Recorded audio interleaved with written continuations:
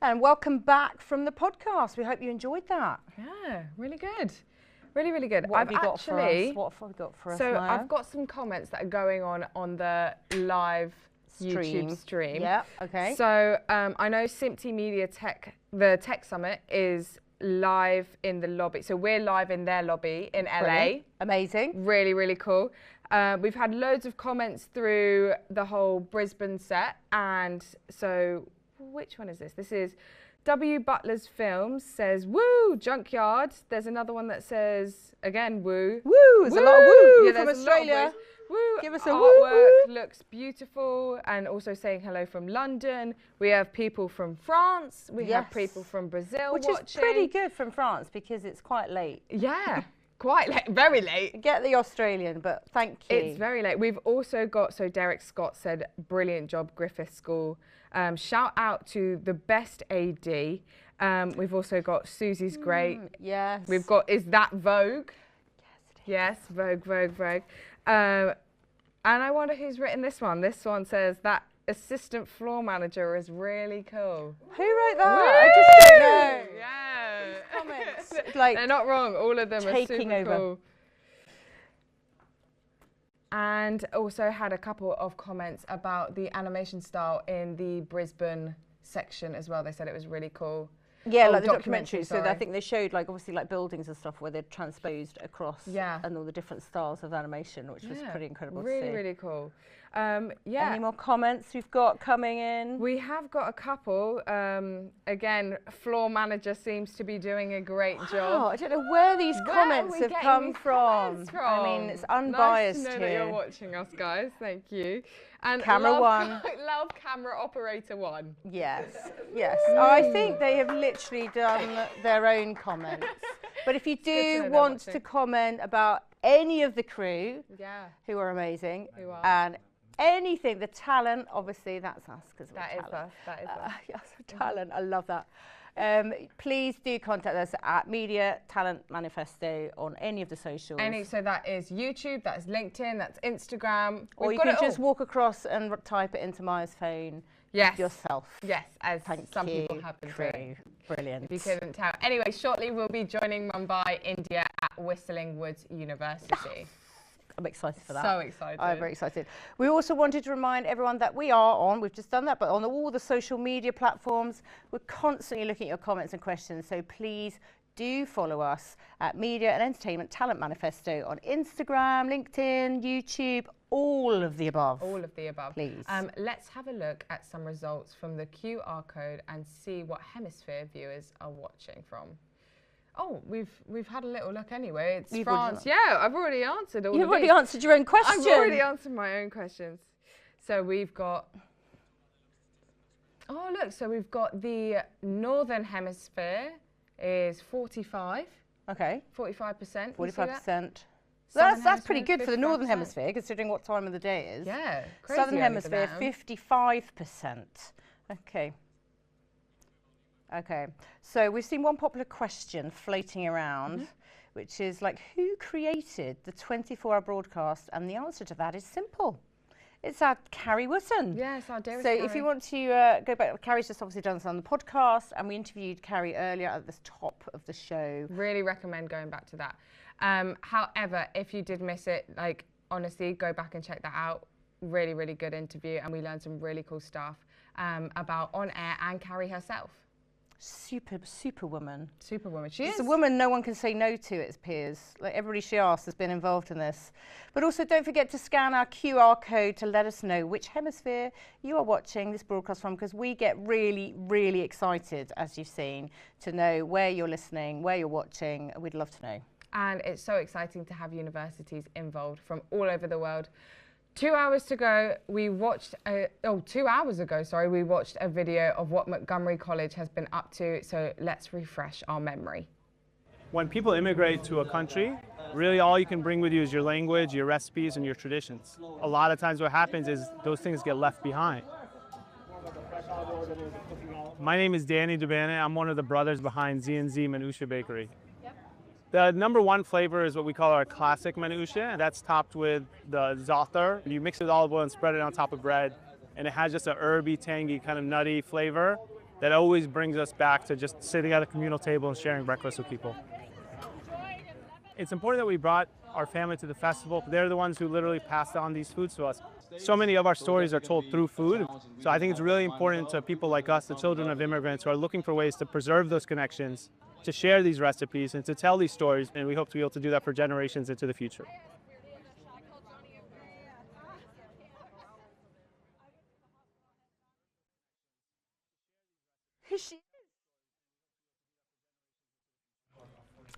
We are so excited to tune into them later for all the juicy details. I was just thinking about how this opportunity all got started as we are presenters. So for you, how did this come about?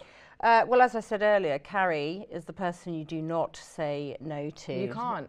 You can't, everybody. So I actually got to meet Carrie through a mutual friend of ours who's an amazing brand person who does lots of brand work, Cool. Sally. And Sally just messaged me, sent me a little WhatsApp and said, Carrie's got this amazing thing happening. I think you should be involved. She'd really be interested in you as a presenter. And I just said yes. And I didn't know anything about it. I went, yes. You didn't know I the just scale said yes. of it No at idea. all? No idea. She just said it was going to be on air, linking up universities, and that was it. That's all I knew. So I think I sent Carrie a message that said, yes. I'm in. I don't know what it's about, but yes. Yes. So I said, I would love person to you do say it. yes. So how about you? Yeah, well, I went and did the Rise Summer School Academy, and through that I met a lovely woman who we interviewed earlier, Nikki. Nikki, yeah. And she just introed me to a load of great people, and she basically was like, you know, there's this great opportunity, do you want it? And I was like, yeah, if I can get involved, I would love it. And here I am now. And what is Rise? Rise is basically this academy. Well, for summer school, what I did was school kids came in during summertime and they basically had the chance to look at all different media, broadcasting, anything really in the media business world, and just to see if they wanted to get involved in it in the future. So like a sort of a big event work experience, I think, but almost kind of. So I was Taster part of the session. set design. So we set like studio build. Right. So with me, the kids built a studio. They learnt about sound. They learnt about visions, comms, all of that. They built it up, and then they even recorded a live quiz show there and then within 2 hours. It was incredible. Amazing. How old are the kids? Oh, there was a range of them. I think there was people under 10 and it went up to about 13, 14. But they absolutely loved it. It was great, Brilliant. honestly. And you did your university degree. I Obviously did. it's all the universities we've got happening here.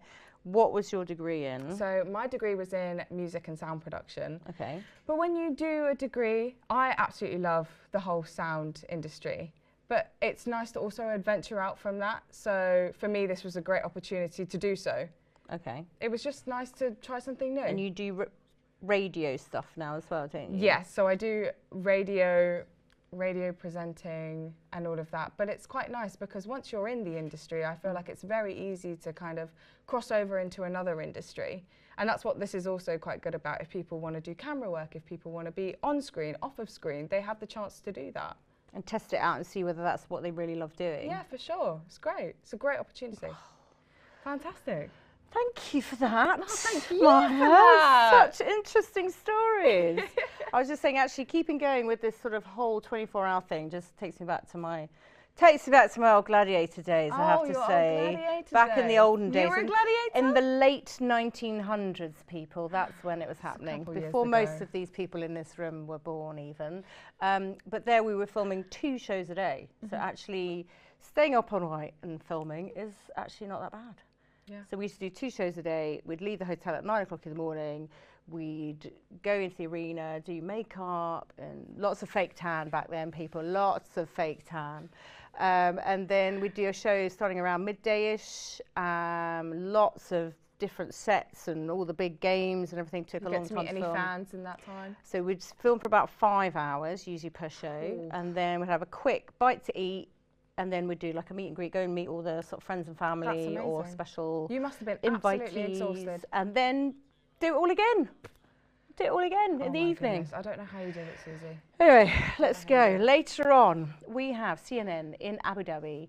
I would love to learn more about CNN, so let's find out more about them.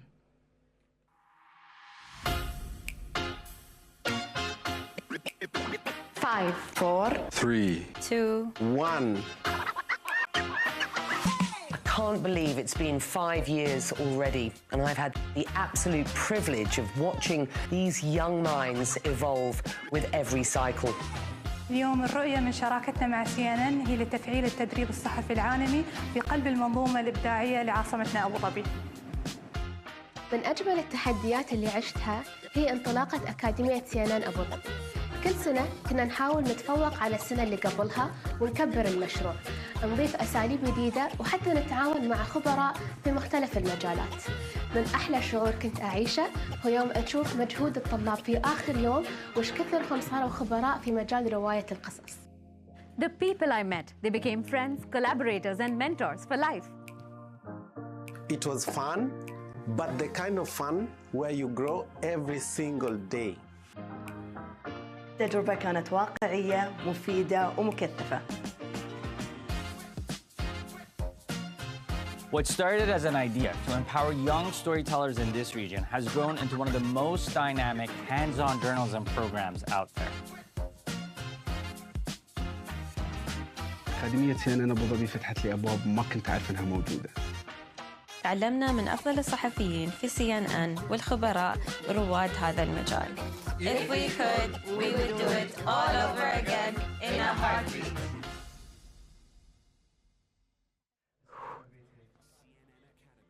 Turning 5. From Abu Dhabi to the world, we're empowering the next generation of global journalists. Welcome to CNN Academy. We have 140 students from all around the world. We've delivered more than 1,000 hours of immersive learning and hands-on training. It's been an incredible week. Partnering with leading media organizations and universities from across the world, we bring the newsroom to the classroom. Find out more at academy.cnn.com.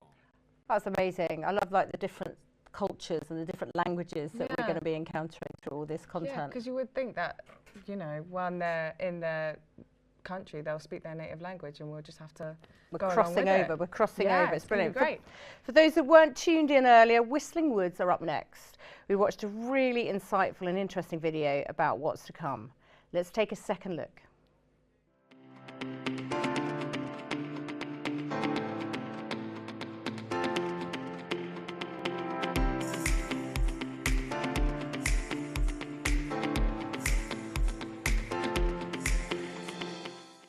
From the technical department. With never having done a 1-hour live broadcast, how hard is figuring out the technical bits for it? So we had everything planned out. We did multiple dry rehearsals, we had our backup ready, and we had our cues mapped out. So by the end of it, we exactly knew how the 1 hour would go.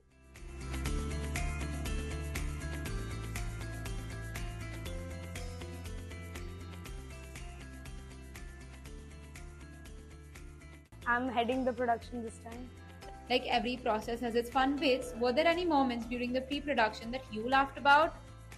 Yeah, there were plenty, but one which really stuck with me was for this one segment, the walkthrough of the college. 20 of us were running all around the college, which is actually 2 campuses, by the way. And it looked really funny because all of us are running with tripods in one hand and camera in another. And it was a really stressful, chaotic, but at the same time, it was a fun experience. So I think that is something which will always stick with me.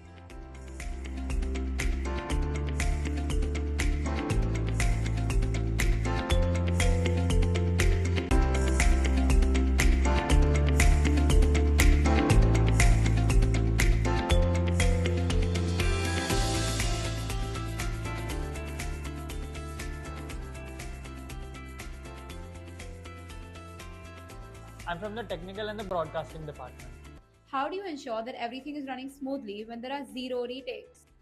Well, 0 retakes means 0 room for errors, and the best thing that we can do in order to achieve that is having clear communication. When the entire team is clearly communicating with each other and we are up to date on how every minute of the live broadcast is going to go, we have a more better chance of securing a seamless finish.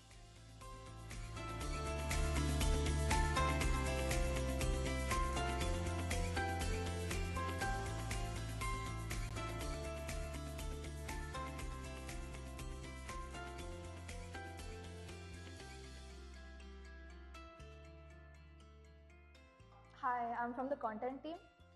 How was your experience shaping content that keeps viewers hooked for a full hour? Well, the challenge was essentially pacing and also at the same time ensuring that people are not overwhelmed by the content we're putting for them, and also to make sure that it's engaging enough. So we've got a lot of high points, calm moments, as well as a lot of surprises. And yeah, we've tried to ensure that every moment feels fresh and worth staying for. I'm from the talent department. What was your process for making your talents feel comfortable and building that relationship with them? So it basically starts before the show day. There's a lot of communications, a lot of conversations, a lot of rehearsals, but mainly it's about making them feel confident, making them feel relaxed so they can shine in front of the camera.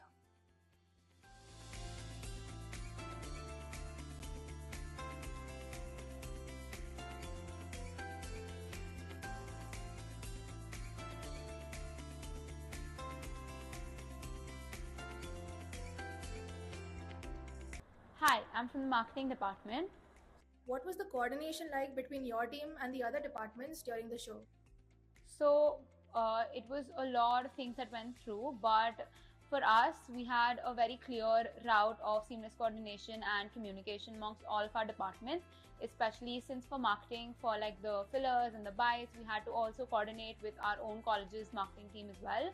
So having a mail trail constantly, figuring out what AVs will go where and what graphics will go where, especially for the live project that we wanted to keep a few graphics behind. So all of that. But I think real coordination came through when we were sitting with content and production to kind of figure out all of the things that we needed for the project.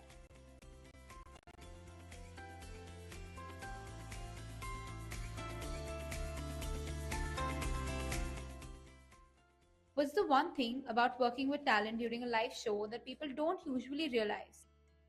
There's this one fact that people don't see a lot, is that this is a two-way trust street where people don't see what goes on behind the camera. There's a lot of small nods, there's a lot of small cues that we have to give, where we have to put in a lot of our own energy into it, where the talent feels confident enough to be in front of the camera.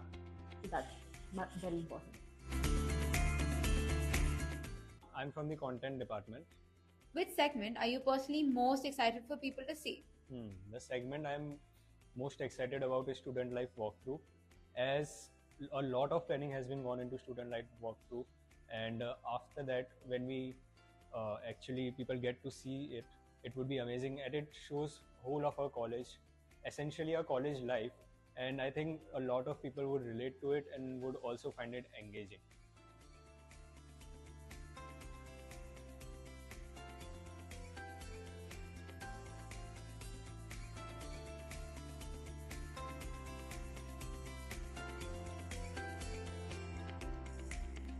Was there a specific moment where you felt all that trust and prep really paid off? Absolutely. So there was this point where the talent ad-libbed something that wasn't in the script, but it fit so perfectly that them being so relaxed and confident and feeling that confidence in us, that made me feel really nice. I'm from the production department. What moment are you most looking forward to when you finally wrap? The sight of relief that I will take and have when I hear it's a wrap, knowing I pulled off a great event with my team. Seeing the playback and realizing the chaos comes to an end and the production comes to life.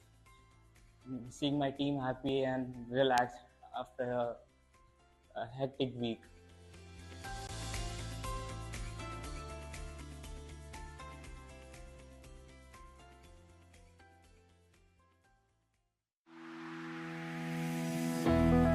I remember when I was making films, a lot of young boys and girls used to come to my office to ask for work.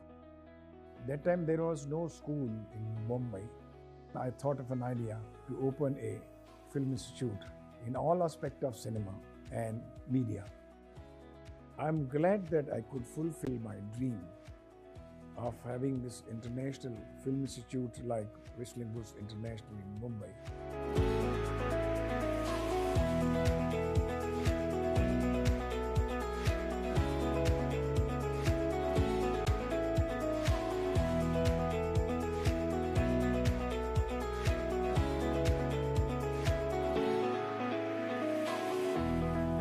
Whistling Woods and the efforts and endeavors taken by Subhash Ghai and his family have truly been exceptionally fruitful. Institutions like Whistling Woods help educate people so that they are able to join that workforce and add that wisdom and add that experience.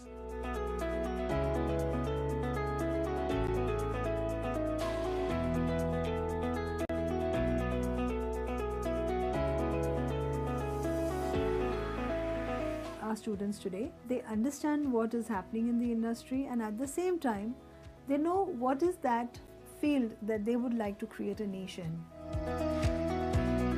An animation program associated with a film school gives the students huge advantage in learning about film production methodology. The kind of good students they are producing, the kind of courses they have, augurs really well for not just the film industry, in various other industries. Whistling Woods has actually so many different departments I didn't realize until I came here. Visual effects, VR, and stuff that actually I would like to come and learn as well myself. Over here, along with various elements of films, if you are able to connect music also, I think it's a great endeavor to know that a facility like this exists in India. It's a matter of pride for all of us here.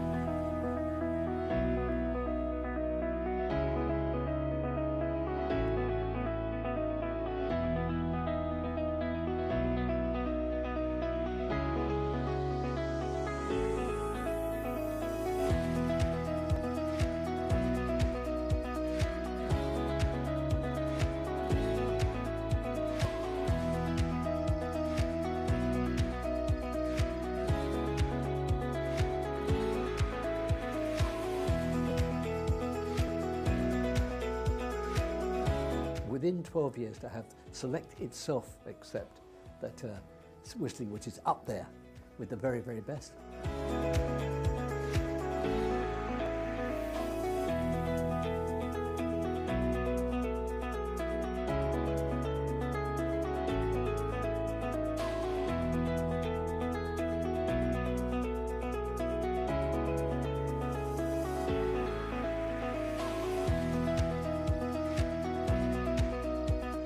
Probably the most preeminent educational institution in this industry. It is this institute that has put you on the pedestal. I'm delighted by the fact that Whistling Woods as an institution has concentrated its energies, its resources in building a future generation of our cinema.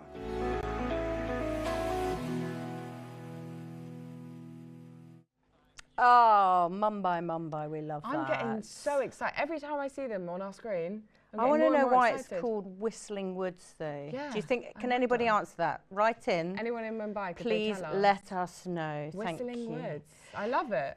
So we're going to be travelling now to Mumbai. It's morning there. Good morning, Mumbai, India. Let's see what they're up to. But we're literally, Mumbai. See, so my dad was actually born in the original Mumbai, which was Bombay. Back then. I know. It's a little and bit he of lived history. there Bombay. till he was 16. That's cool because. And then he was sent on a boat to visit his brother, who was already over here living in the UK. And he just stayed. And he stayed. He was and like, here I love it am. so much. And there we go. Brilliant. I mean, yeah, that's how we got here. So let's go and see. Well, Mumbai have been doing some amazing content. We've seen some little taster sessions of what they're going to be showing us. Yes, little clips, little snippets. But now we're going to find out exactly what they've